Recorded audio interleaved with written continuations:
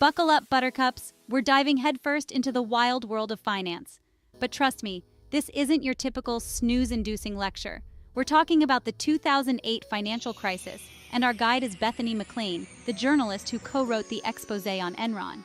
Bethany is back, taking us through the wreckage of the financial crisis in her book, All the Devils Are Here.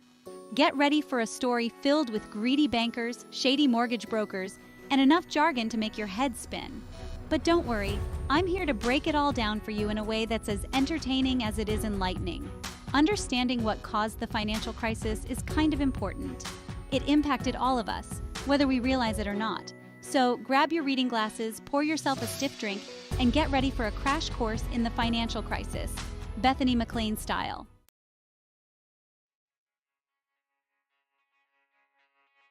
Let me tell you more about our fearless leader, Bethany Mclean.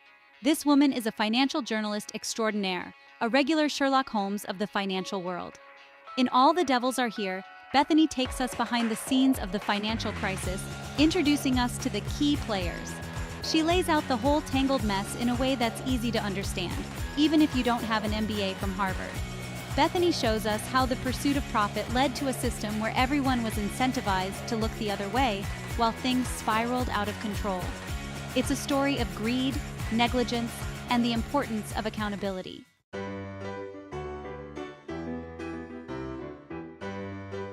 Now, I know what you're thinking. Ellen, this all sounds terribly depressing. And you're not wrong. The financial crisis was a dark time for a lot of people.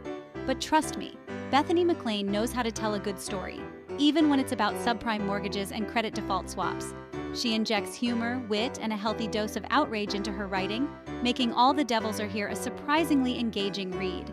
So, whether you're a financial whiz or you can barely balance your checkbook, All the Devils Are Here is a must-read for anyone who wants to understand how we got into this mess and how we can avoid making the same mistakes again.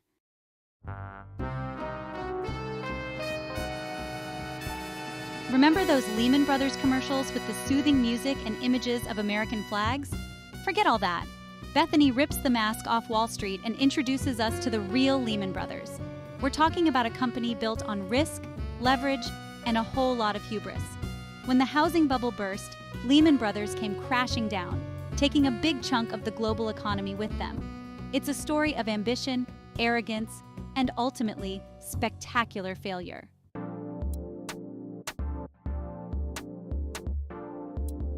Next up, we've got Angelo Mozilo, the man who brought subprime mortgages to the masses. Mozilo was the CEO of Countrywide Financial, a company that was practically giving away mortgages. These were subprime loans given to people who had no business buying a house in the first place. When the housing bubble burst, millions found themselves underwater, owing more on their homes than they were worth. It was a disaster of epic proportions, and Angelo Mozilo was right at the center of it all.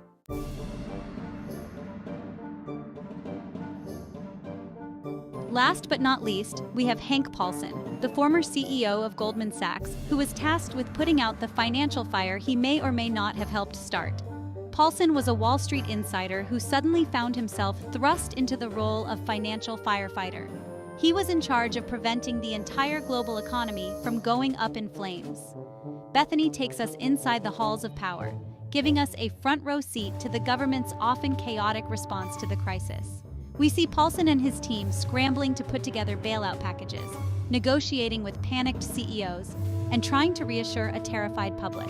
It's a story of high-stakes decision-making and the realization that sometimes, even the smartest guys in the room don't have all the answers.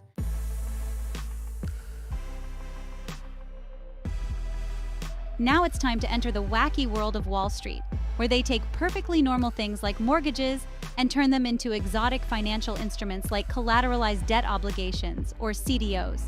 Imagine taking a whole bunch of mortgages, some good, some bad, putting them all in a blender and hitting liquefy.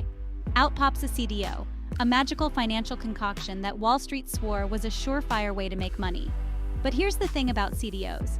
If you don't understand how it works, you probably shouldn't be investing in it. And trust me, most people, even the ones on Wall Street who were creating these things, didn't really understand how they worked.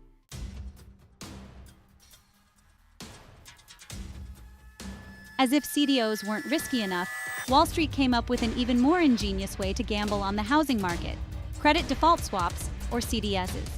Think of it as insurance for your CDOs, except the insurance policy itself was a ticking time bomb.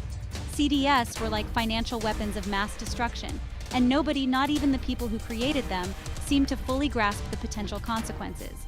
You buy a CDS on a CDO, and if the CDO goes belly up, you get a big fat payout. Sounds great, right? Except when everyone starts betting against the housing market at the same time and those CDS start coming due, it's like a game of financial hot potato. And guess what? When the housing bubble burst, the music stopped and a lot of people got burned.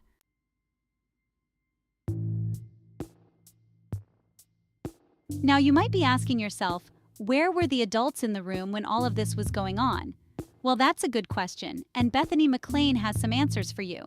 Specifically, she points the finger at the rating agencies, those supposedly independent organizations that are supposed to assess the risk of financial products like CDOs. You know, those companies with the fancy-sounding names like Moody's and Standard & Poor's? They're like the financial equivalent of those teachers who give everyone an A+ just for showing up. Except instead of grades, they're handing out AAA ratings like candy, even to CDOs that were basically destined to fail. Why were they doing this, you ask? Well, it turns out that the rating agencies were being paid by the very same banks that were creating these risky CDOs. Talk about a conflict of interest. It's like asking a fox to guard the henhouse and then acting surprised when all the chickens disappear.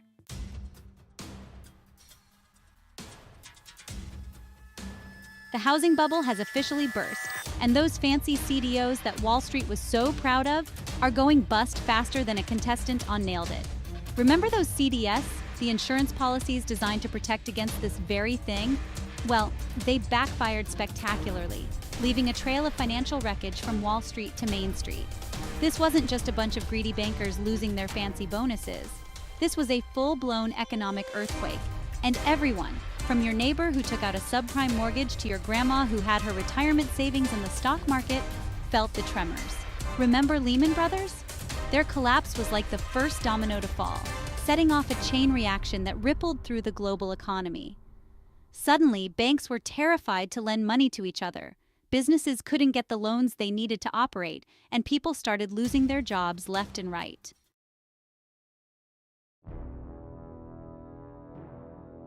As the financial system teetered on the brink of collapse, the government stepped in with a series of controversial bailouts. Remember Hank Paulson, the former Goldman Sachs CEO turned financial firefighter? He was now holding the world's most expensive fire hose, spraying billions, no trillions, of taxpayer dollars at the very institutions that had caused this mess in the first place. Now you can imagine how well that went over with the American people, many of whom were struggling to keep their homes and put food on the table. It was a classic tale of two Americas, Wall Street getting bailed out while Main Street got sold out. To make matters worse, news reports surfaced that some of the same executives who had driven their companies into the ground were still receiving massive bonuses. Bethany Mclean doesn't shy away from this controversy. She lays bare the anger, the frustration, and the sense of betrayal that many Americans felt during this time.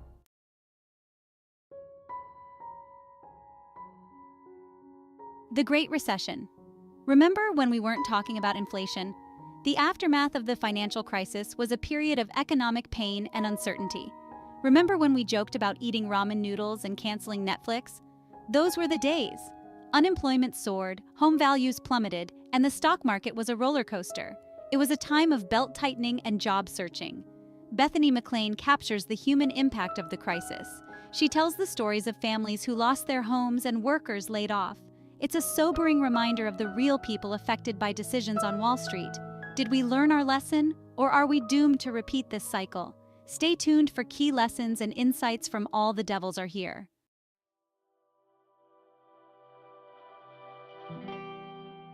Section 1. The Blame Game, Passing the Buck on Wall Street. Okay, so the financial system imploded, the economy went into a tailspin, and millions of people lost their jobs, their homes, and their retirement savings. Now what? Well, naturally, it's time for everyone's favorite game, the blame game. Bethany takes us inside the halls of Congress, where politicians held hearings, pointed fingers, and generally tried to avoid taking any responsibility for the mess.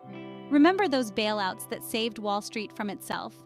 Well, they also sparked a furious debate about who was to blame for the crisis and who should pay for the cleanup. Was it the greedy bankers who made reckless bets with other people's money? The regulators who were asleep at the wheel? The homeowners who took out mortgages they couldn't afford? Or maybe it was all of the above, a perfect storm of bad decisions, misaligned incentives, and a whole lot of hubris. Bethany doesn't let anyone off the hook. She calls out the hypocrisy, the double standards, and the lack of accountability that allowed the crisis to happen in the first place. And she raises some uncomfortable questions about the cozy relationship between Wall Street and Washington, D.C., a relationship that often puts the interests of the powerful ahead of the needs of the many.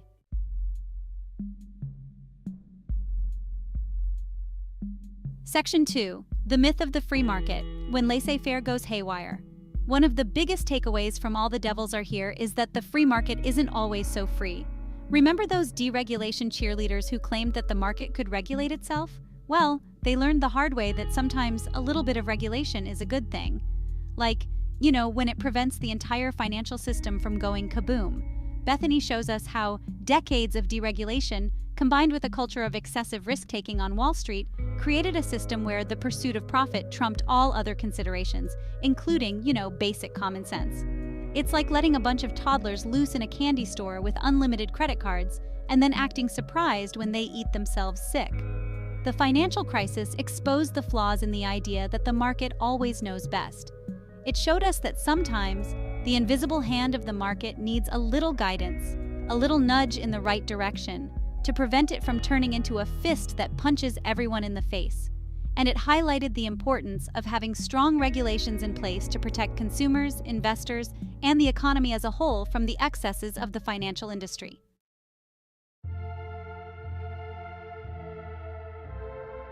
Lessons learned, or are we all doomed to repeat history? Did we learn our lesson from the financial crisis, or are we doomed to repeat the same mistakes? Bethany offers valuable insights and skepticism. There are new regulations and greater awareness, but issues like income inequality and excessive debt remain. So, what does the future hold? We can't afford to be complacent. We need to remain vigilant and hold our leaders accountable, because all the devils are still here.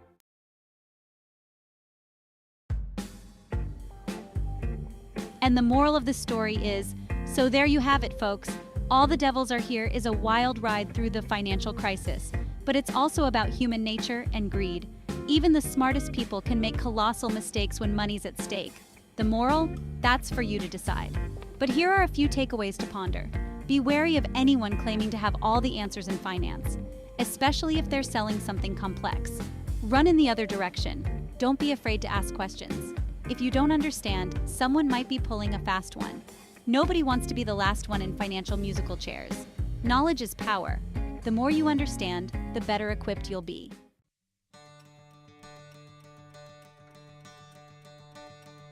Financial literacy. It's not just for bankers anymore. One of the most important messages of All the Devils Are Here is that financial literacy is essential for everyone, not just Wall Street hotshots and economics professors. You don't need an MBA from Harvard or a degree in rocket science to understand the basics of personal finance, investing, and the risks and rewards of the market. Think of it this way. You wouldn't drive a car without knowing how to steer, brake, and accelerate, would you?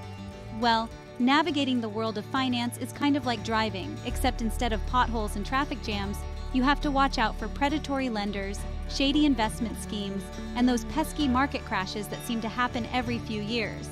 The good news is that there are tons of resources available to help you boost your financial literacy, from books and articles to podcasts and online courses.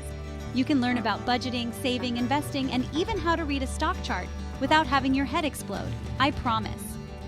So, what are you waiting for? Get out there and start learning. Your future self and your bank account will thank you for it.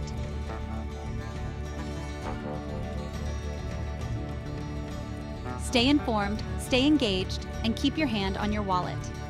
The financial crisis was a wake-up call for all of us. It showed us that even in the 21st century, the financial system is far from perfect, and that the decisions made on Wall Street and in Washington, D.C. can have a profound impact on our lives. The best way to prevent another crisis? Stay informed, stay engaged, and don't be afraid to hold our leaders accountable. Read books like All the Devils Are Here to understand how we got into this mess in the first place. Pay attention to the news and ask questions about how economic policies are affecting you and your community. And most importantly, vote for leaders who will fight for a more just and sustainable financial system. Remember, folks, it's our money, our economy, and our future. Let's not let the devils run wild again. And on that note, I'm going to go check my retirement account. I have a feeling it needs a hug and maybe a stiff drink. Stay informed, stay engaged, and keep on laughing, my friends. We'll get through this together.